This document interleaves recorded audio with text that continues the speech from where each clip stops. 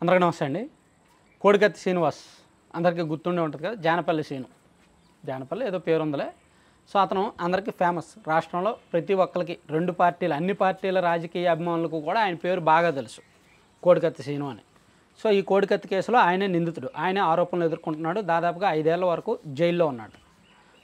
So ఆయన ఇప్పుడు నిన్న ఏబి వెంకటేశ్వరరావు గారు ఆయన్ని కలిశారు.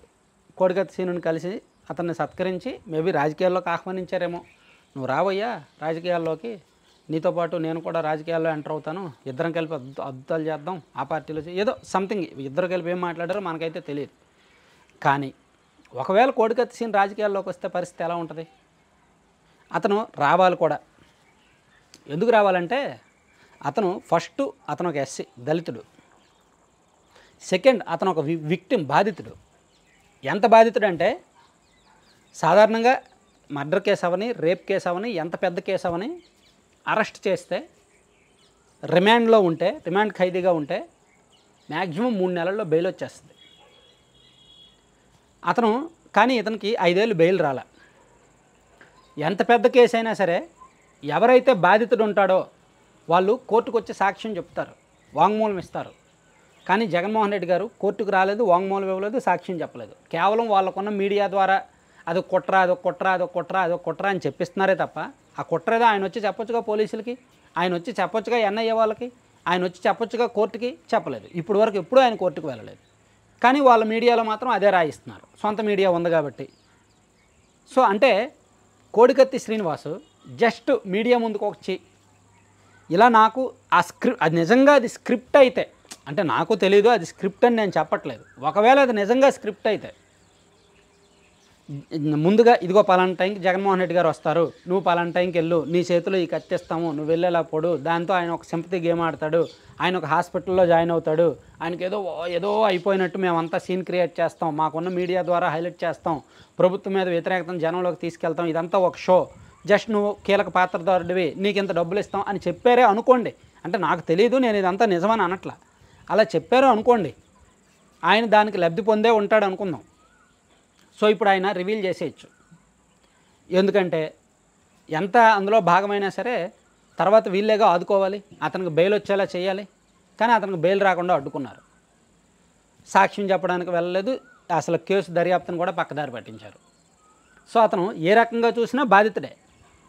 కేసులో దెబ్బ తగిలించుకున్నది బాధితుడు జగన్మోహన్ రెడ్డి గారు కావచ్చు, కానీ ఆ డ్రామాలో ఆ సంఘటనలో బాధితుడు శ్రీనివాస్. సో అతను బయటకు వచ్చి ఫ్యాక్ట్ రివీల్ చేసి అసలు ఆ రోజు ఏం జరిగింది, ఎందుకు చేశాను అనేది నిజంగా రియాలిటీ షో అయితే ఉన్నదన్నట్టు చెప్పేస్తే జగన్మోహన్ రెడ్డి గారి మీద వ్యతిరేకత పెరుగుద్ది. ప్లస్ ఈ శ్రీనివాస్ అనే వ్యక్తి మీద ఆల్రెడీ సింపతి ఉంది. పాపం ఏమీ లేకుండా చిన్న కేసుకి 5 ఏళ్ళు జైల్లో ఉన్నాడు అని, దాన్ని అతను పొలిటికల్గా మార్కెట్లోకి తీసుకువెళ్ళలేకపోతున్నాడు. నిజంగా అతను పొలిటికల్ మార్కెటింగ్ చేసుకోలేకపోతున్నాడు. అతనికి బహుశా వాయిస్ లేదు, ఏమీ లేకుండా కేవలం వాయిస్ ఉన్నవాళ్ళు ఇప్పుడు ఎంతోమంది ఉన్నారు. ఏమీ ఉండదు, వాళ్ళకి బ్యాక్గ్రౌండ్ ఉండదు, ఏమీ తెలియదు, సబ్జెక్ట్ ఉండదు, నాలెడ్జ్ ఉండదు, ఏమీ ఉండదు. కేవలం కులం పేరు చెప్పుకోనో, మతం పేరు చెప్పుకోనో, ఇష్టం వచ్చినట్టు మాట్లాడుతూ పేరు తెచ్చుకున్న వాళ్ళు, ఆ కమ్యూనిటీ పేరు చెప్పుకున్న వాళ్ళు చాలామంది ఉన్నారు. కానీ ఈ శ్రీనివాస్ అనే వ్యక్తి మీద సింపతి ఉంది. రాష్ట్రం మొత్తం అతని పేరు తెలుసు, అతని గురించి తెలుసు, అతని కుటుంబ దీనస్థితి తెలుసు, అతని తల్లిదండ్రులు పడిన ఆవేదన కల్లారా చూసింది ఈ రాష్ట్రం. సో కానీ అతనికి కేవలం సరైన మైండ్, అంటే ఆ తెలివితేటలు లేక, దీనికి చాలా కన్నింగ్, చాలా క్రిమినల్ మైండ్, చాలా మాటకార్తనం అవన్నీ ఉండాలి.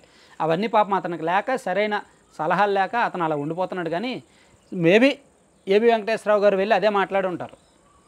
అందుకే కోడికత్తి సీన్ కనుక రాజకీయాల్లోకి వస్తే, అతను జరిగినట్టు చెప్పేస్తే వైఎస్ఆర్ కాంగ్రెస్ పార్టీకి సరైన మొగుడు అవుతాడు. ఆయన కూడా ఇప్పుడు చాలామంది ఎలాగైతే ఉన్నారో ఆయన కూడా ఒక మొగుడు అవుతాడు. అయితే అతను ముందే చెప్పేయాలి, లేకపోతే వీళ్ళు మళ్ళీ సీన్ క్రియేట్ చేస్తారు. అదిగో అతను టీడీపీ వాడే, లేదా అతను మాకు వ్యతిరేకే, అందుకే మమ్మల్ని పొడిస్తాడని వీళ్ళు ముందే సీన్ క్రియేట్ చేస్తారు. అదేమీ లేకుండా అతను ముందే జరిగిందంతా జరిగినట్టు చెప్పేయాలి. అప్రూవర్గా మారిపోవాలి. ఒక రకంగా పచ్చిగా చెప్పాలంటే, అర్థమయ్యేలా చెప్పాలంటే అప్రూవర్గా మారిపోవాలి. అతను అప్రూవర్గా మారితే చాలా సంచలన విషయాలు బయటకు రావడంతో పాటు తనకు కూడా మంచి పేరు వస్తుంది ఒక రకంగా. అది తన పొలిటికల్కి ఉపయోగపడదు. ఎందుకంటే తనకు ఉద్యోగం ఎవరు నేను అనుకోవడం, తనకు ఉద్యోగం కూడా ఎవరు ఇవ్వడానికి ఇష్టపడరు.